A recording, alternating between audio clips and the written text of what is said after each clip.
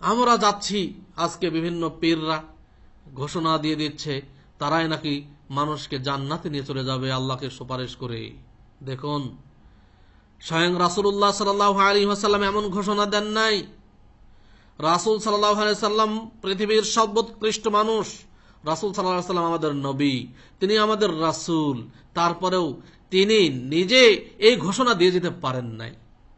কিন্তু বর্তমান যুগের পীরেরা এগুলো ঘোষণা দিয়ে যাচ্ছে। বর্তমান অনেক বক্তব্য শোনা যাচ্ছে যে আব্দুল কাদের জিলানী সবকিছু করে দিচ্ছে। আব্দুল কাদের জিলানী নাকি জাহান্নামে চোখ বোলালে জাহান্নামের আগুন পর্যন্ত নিভে যাবে। নাউজুবিল্লাহ। আব্দুল কাদের জিলানী যা বলছে আল্লাহ তার কথা মতো চলছে। নাউজুবিল্লাহ। এ ধরনের অনেক কথা আমাদের সমাজে প্রচলিত এখন শোনা যায়। আস্তাগফিরুল্লাহ। আল্লাহ যারা এগুলো বলছেন তাদেরকে আল্লাহ তাআলা হেদায়েত করুন।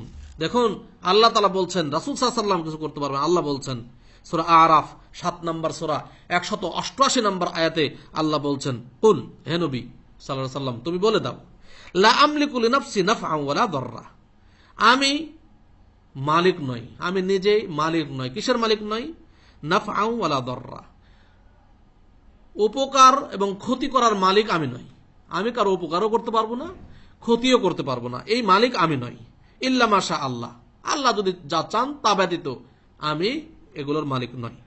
তারপরে বলছেন ওয়ালাউ কুনতু আ'লামুল গায়ব, রাসূল সাহেব আল্লাহ বলছেন তুমি বলো মানুষকে, ওয়ালাউ কুনতু আ'লামুল গায়ব, যদি আমি গায়েবের খবর জানতাম, লাস্তাকসারতু মিনাল খায়র, তাহলে আমি বেশি বেশি ভালো কাজ করতাম।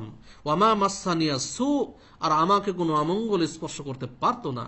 ইন আনা ইল্লা নাযীরুন ওয়া বাশীরুল লিকাওমি ইউমিনুন, আমি ঈমানদার কওমের জন্য শুধুমাত্র ভীতি প্রদর্শনকারী এবং সুসংবাদ দানকারী মাত্র, আমি গায়েবের খবর জানি না। দেখুন, রাসূলুল্লাহ সাল্লাল্লাহু আলাইহি ওয়াসাল্লাম পৃথিবীর সর্বোৎকৃষ্ট মানুষ, তিনি গায়েবের খবর জানতেন না, যা আল্লাহ তাআলা ঘোষণা দিয়েছেন সূরা আরাফের ১৮৮ নম্বর আয়াতে। অথচ আজকে যারা গাঁজার আসর বসায়, এই গাঁজাখোর পীরেরাই নাকি গায়েবের খবর বলে দিতে পারে, কোন মানুষ কি করেছে, কোন মানুষের কি হবে, কিভাবে সে জান্নাত, সব নাকি সে বলে দিচ্ছে। আস্তাগফিরুল্লাহ। অথচ রাসূলুল্লাহ সাল্লাল্লাহু আলাইহি ওয়াসাল্লাম বলতে পারেন নাই। রাসূলুল্লাহ সাল্লাল্লাহু আলাইহি ওয়াসাল্লাম তার বংশধরকে জান্নাতে নিয়ে যাওয়ার ঘোষণা দেন নাই, সিকিউরিটি দেন নাই যে জান্নাতে তোমাদেরকে আমি নিয়ে যাব, এটাও বলেন নাই।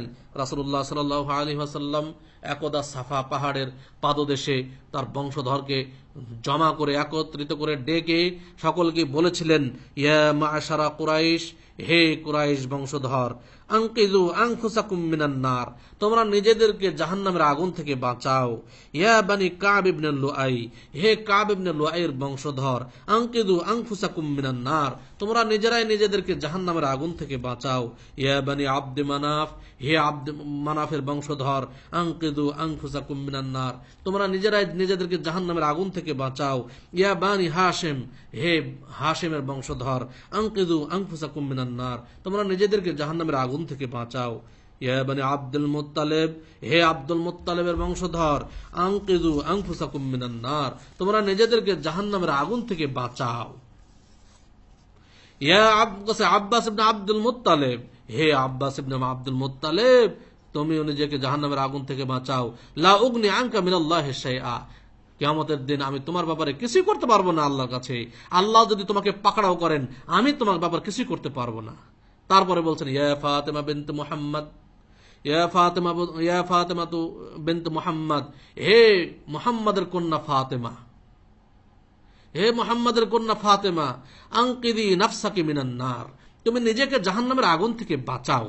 ফাইন্নী লা আমলিকু লাকুম মিনাল্লাহি শাইআ, কেননা আল্লাহ যদি তোমাদেরকে পাকড়াও করেন, আমি তোমাদের কিছুই করার ক্ষমতা রাখি না, কোনো কিছুর মালিক নই। রাসূলুল্লাহ সাল্লাল্লাহু আলাইহি ওয়াসাল্লাম কলিজার টুকরা, নয়নের পুত্তলি সন্তান, তার মেয়ে ফাতেমা রাদিয়াল্লাহু তাআলা আনহাকে যদি জাহান্নামের আগুন থেকে বাঁচানোর ঘোষণা না দিয়ে থাকেন, তাকে নিজেই জাহান্নামের আগুন থেকে বাঁচার জন্য ঘোষণা দিয়ে থাকেন এবং বলে থাকেন আমি তোমার জন্য কিছু করতে পারবো না, অক্ষমতা প্রকাশ করে থাকেন, তাহলে আজকের যাদেরকে আমরা মুর্শিদ বলে গ্রহণ করেছি, যাদেরকে ওসিলা হিসেবে বানিয়েছি যে এরা আমাদেরকে জান্নাতে পৌঁছে দিবে, তারা কিভাবে এটা করতে পারে। আমাদের তো এখন বড় বড় জাহাজ নিয়ে নাকি সব আমাদের ঘোষণা দেওয়া হচ্ছে, চরমনায় পীর সাহেব ঘোষণা দিচ্ছে সবাই বড় বড় জাহাজ নিয়ে মানুষকে জান্নাতের পথে নিয়ে চলে যাবে।